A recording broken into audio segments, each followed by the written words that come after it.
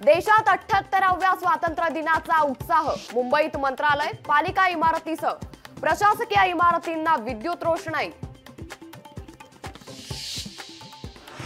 अवघा देश तिरंगामय। भारत पाक सीमेवरील अटारी बॉर्डर आणि जम्मू काश्मीर मधील श्रीनगर मध्ये रोषणाई।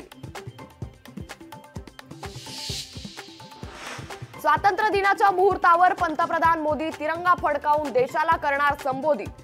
मोदी देशासाठी कोणती मोठी घोषणा करतात याकडे संपूर्ण देशाचं लक्ष। मुख्यमंत्री एकनाथ शिंदेंच्या हस्ते ठाण्यात ध्वजारोहण। देशासह राज्यात प्रशासकीय इमारती सजल्या। भटवाडी परिसरात ध्वजारोहण सोहळा। प्रसाद ओक सहित आंबेडकरची सोहळ्याला हजेरी। गोविंदा पथकांनी थर रचून दिली सलामी। पुण्यात राष्ट्रवादी काँग्रेसची जनसन्मान रॅली। अजित पवारांच्या नेतृत्वात रॅलीचं आयोजन। रॅलीपूर्वी पक्ष कार्यालयात संविधानाचं होणार वाचन। रिपाईचे डॉक्टर राजेंद्र गवई यांनी घेतली काँग्रेस नेत्यांची भेट। भेटीमुळे राजकीय वर्तुळात चर्चांना उधाण। रिपाई आणि काँग्रेसमध्ये युती होण्याचे संकेत।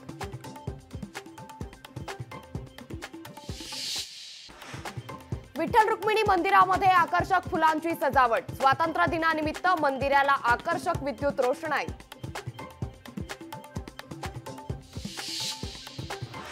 अठ्ठ्याहत्तराव्या स्वातंत्र्य दिनाचा संपूर्ण देशात उत्साह। वाशिम मधील सचिन दामोदर यांनी साकारली रांगोळी।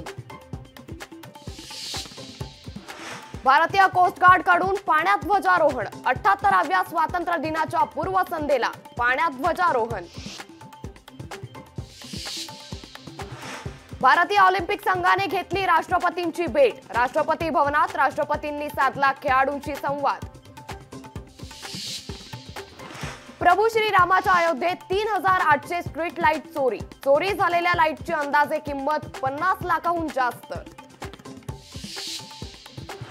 बांगलादेशच्या माजी पंतप्रधान शेख हसीनांवर दुसरा गुन्हा दाखल। 9 वर्ष जुन्या अपहरणाच्या प्रकरणात गुन्हा दाखल।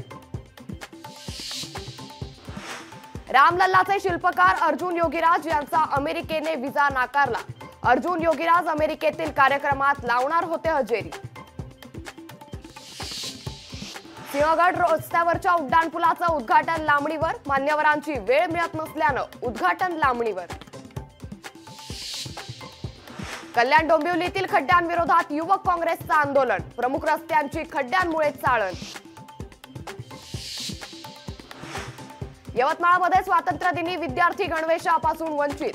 10 तालुक्यातील 68,374 विद्यार्थ्यांना गणवेश। अमरावतीच्या शिरसगाव कसब्यात पावसाचा कहर। तलाठी कार्यालयात शिरलं पावसाचं पाणी।